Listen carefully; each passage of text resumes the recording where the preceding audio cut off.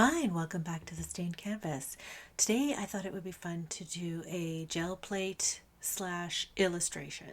So I'm just illustrating a mushroom.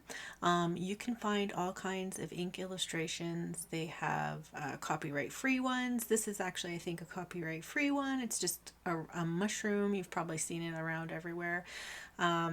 This, project is very simple and straightforward, but it really packs a punch. So first off, I'm going to finish up my illustration. So just a simple mushroom, and then you have to make an outline on a separate piece of paper.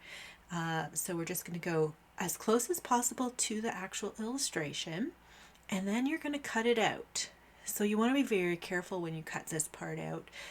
You want to follow the line, but you don't want to leave any bits. Like, so if there's a piece of paper that you didn't cut properly across the line or whatever, when you use the gel plate with this technique, it will either print on that or it won't print on it. So you'll get a big empty spot of just white paper. So this is what we call a mask. So in watercolor, you have masks. In any kind of painting, a mask is something that shields an area of your painting from paint. So we're taking this piece of paper we just cut out, and we're gonna tape it on top of our illustration to shield the illustration from the gel printing, because I don't want any color in this part. I want this to be staying like black and white and to look really pristine and very detailed with all the line work I did. And so we're just going to tape it, and I'm going to make sure that none of the parts that kind of come off of it are really flappy, because we are flipping this upside down, right? Like to press onto the gel plate. So I want to be sure that no piece of paper is going to like fold over type of thing. So I'm pretty confident that'll stay pretty good like that. And now I'm going to get my gel plate. It's just one of the little 5x7 ones, because this is not a large print or anything like that. And I know it's going to fit. I'm just going to test it real quick just to be sure that it fits really nicely. And I'm aiming for kind of a messy background, but I want a lot of different colors. So I'm going to do kind of blues and orange and yellows and reds, but I don't want to mix them. So you'll see I'm placing the dark blue, light blue down. I'm going to put yellow, orange, and red down as well. And I'm kind of doing it in like quadrants, right? So instead of having a smooth transition of blending of color, I want it to be kind of punky, kind of like grungy. I don't know how to explain it other than that. But you'll see here, I'm going to go in with the reds, yellows, and oranges right now. I'm not touching any of the blue, because if I touch blue with what's on my roller right now, I'm just going to get kind of this browny, yucky color. And you notice how I'm leaving it splotchy. I don't want to overmix any of this right now, right? So I have a piece of paper, and I'm just going to clean off my brayer, try and get as clean as possible.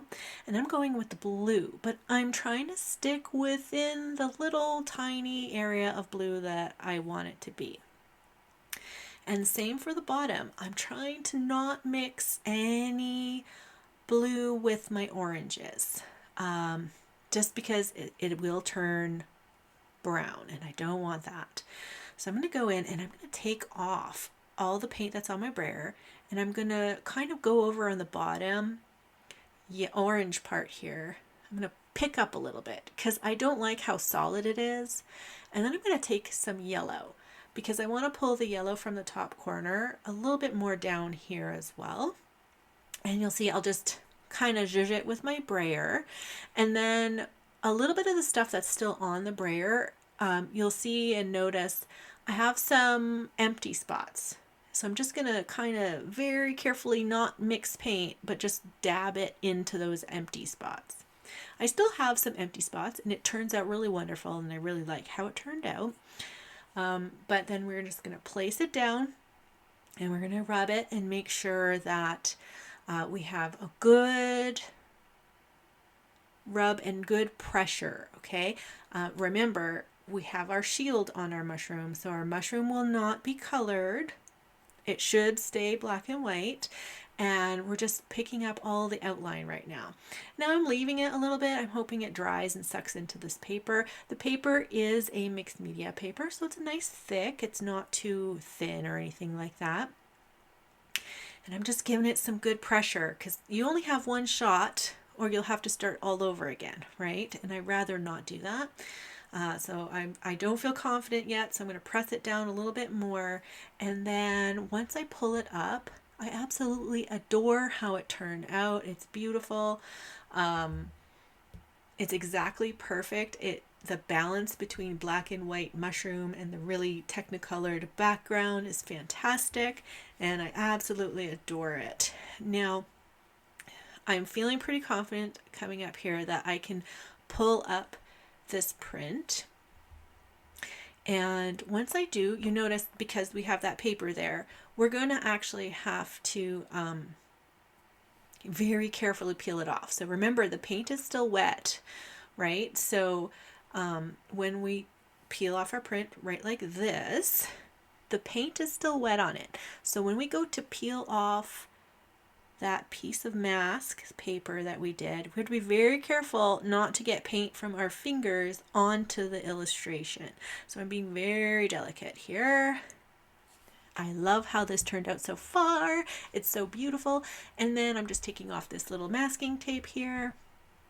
And this is my final illustration. I absolutely adore it. The colors are perfect how I wanted it. You see there's a little bit of browns in it, but that's okay because it doesn't overpower, and I was very careful to leave it very minimal. But yeah, so this is the illustration of today. I hope you try it out, and I will talk to you guys next time on the Stained Canvas. Like, subscribe, and tell your friends about me. So bye-bye for now.